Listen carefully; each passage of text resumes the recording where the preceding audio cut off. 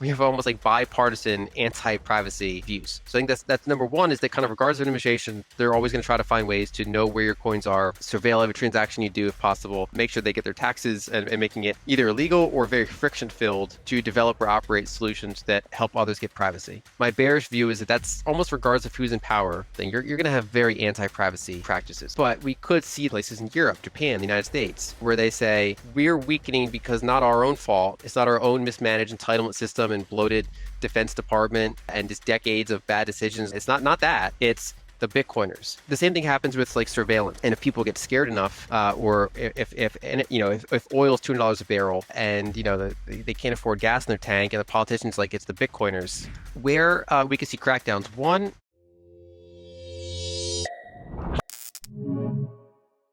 Let me break this down for my fellow Bitcoiners. In just 8 weeks, I've seen a serious shift. More strength, more energy, and fast muscle gains. The reason? FITSCRIPT. They ran 124 biomarkers, blood, hormones, inflammation, and built a fully custom plan: nutrition, training, supplements. No guesswork, no templates. This is functional medicine meets precision fitness for high-performing men who want sovereignty over their health. If you care about optimization the way you care about your money, test, don't guess. Don't trust, verify. Hit the link in the description or scan the QR code on the screen to check out FITSCRIPT and see what's possible. You opted out of the broken financial system by adopting Bitcoin and taking self-custody of your money. But protecting your wealth is only part of the equation. Now it's time to protect your freedom. My family is stacking sats and stacking flags. A second passport is our hedge against government overreach and uncertainty. If you're a Bitcoiner looking for your exit strategy, our friends at Citizen X will help you secure second citizenship through investment or descent. Book your free call today by hitting the link in the show notes or simply scanning the QR code on the screen. Now, again, in this grander scheme of things, with again the world becoming more plural and the U.S. defending, as you said, a bunch of people at the gates, and trying to defend its kind of position of exorbitant privilege, I guess this is kind of a dual question here.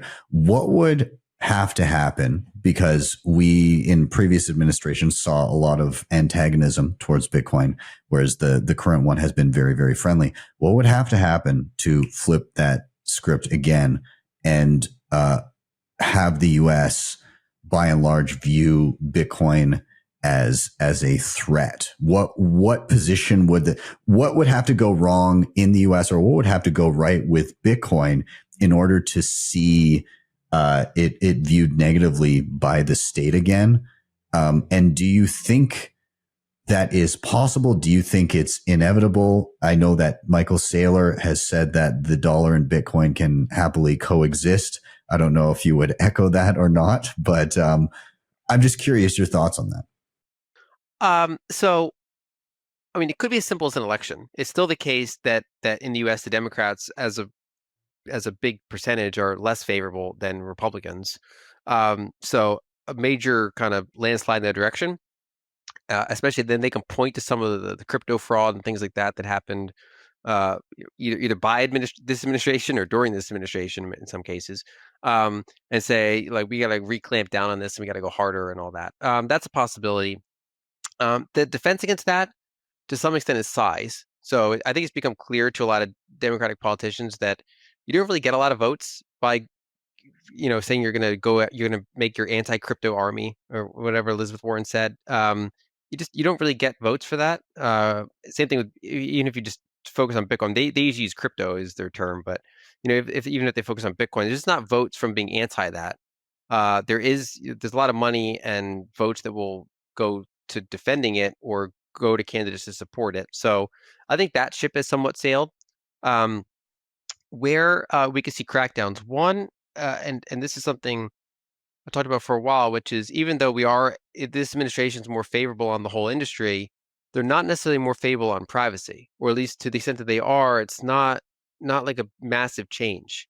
And so I think we have almost like bipartisan anti-privacy views. So I think that's number one, is that kind of regardless of administration, they're always going to try to find ways to know where your coins are, surveil every transaction you do if possible, make sure they get their taxes, and make sure that they're KYCing everything, and all this, and making it either illegal or very friction filled to develop or operate solutions that help others get privacy. But I think it's a fight worth having. I think we have to keep focusing on that. But I do think that my bearish view is that that's almost regardless of who's in power, unless you get like a true like Ron Paul type figure or something, you're going to have very anti-privacy practices.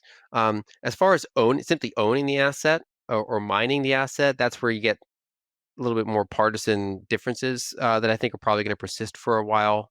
Those narratives are hard to change on a dime. It's hard for politicians that's been anti something for 10 years to say, you know what, actually I was wrong. It's fine. I like it actually. Yeah. So you have to. It takes a while. They can just kind of cool down their anti-rhetoric and become. You can quietly be more neutral on it, or we want to do a sensible regulatory framework, and then they kind of gradually shift more positive.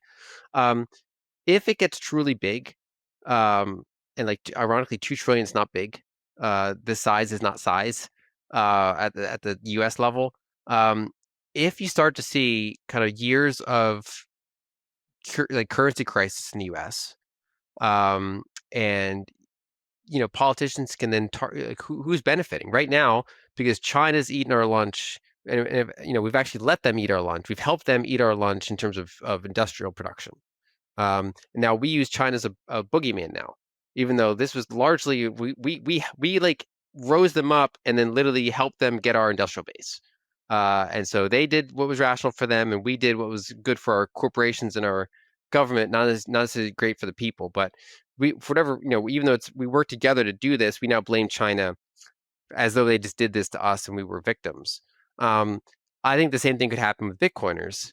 If Bitcoin's a $10 trillion market, and the dollar index is lost a third of its value, and inflation's been above trend for a long time, and poll numbers for the administration are bad. It could be the next administration, whoever is in charge, if their numbers aren't great, it's like, well, those Bitcoiners are, it's those darn Bitcoiners and their decentralized spreadsheet, and how dare they trade among themselves, and how dare they have their own kind of scarce unit. They're the ones damaging our currency.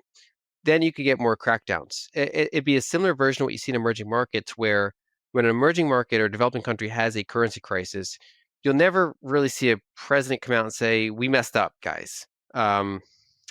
Sorry." It's speculators and traders, foreigners are going after our currency. So that's why I have to do capital controls to stop those mean people from speculating on our currency. And there's always some truth to it, ironically, because in fiat currencies, weakness begets more weakness. So if a currency is weakening and they're not willing to raise interest rates enough to solidify it, then entities will say, "Well, I'm going to short that currency then, and I'm going to borrow Turkish lira, and I'm going to buy dollars or gold or Bitcoin with it."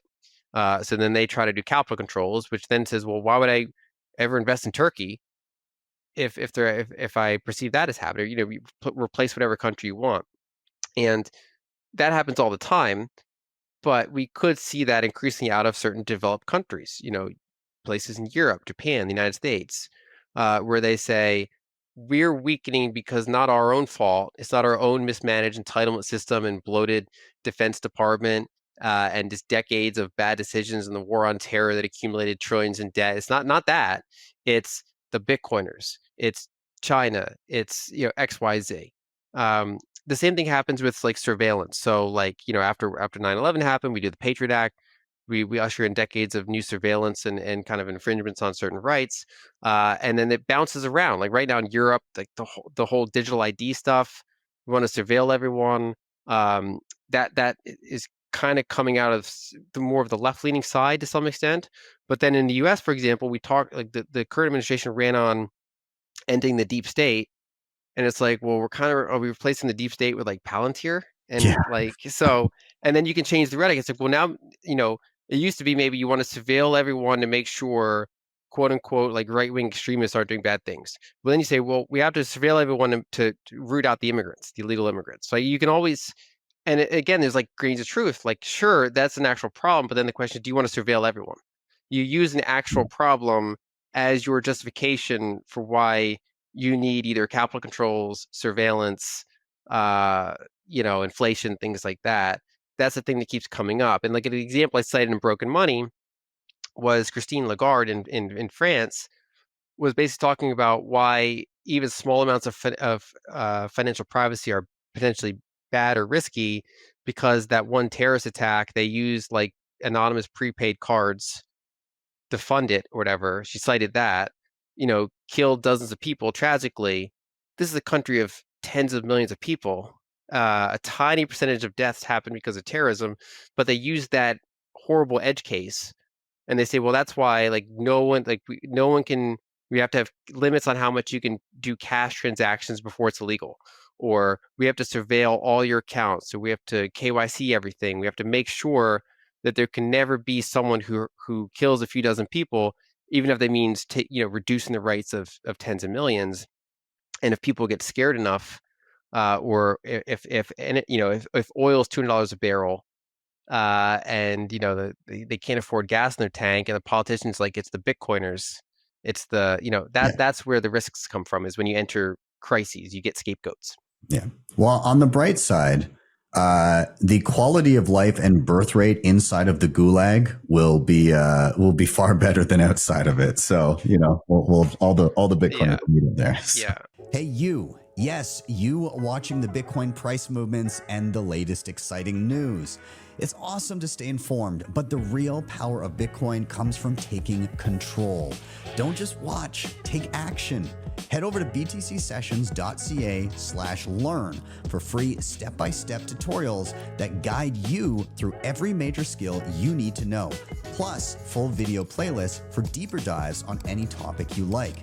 And if you're ready for the ultimate fast track, scroll to the bottom and check out bitcoinmentor.io for premium one-on-one experience with my team of Bitcoin experts to ensure you get it right the first time.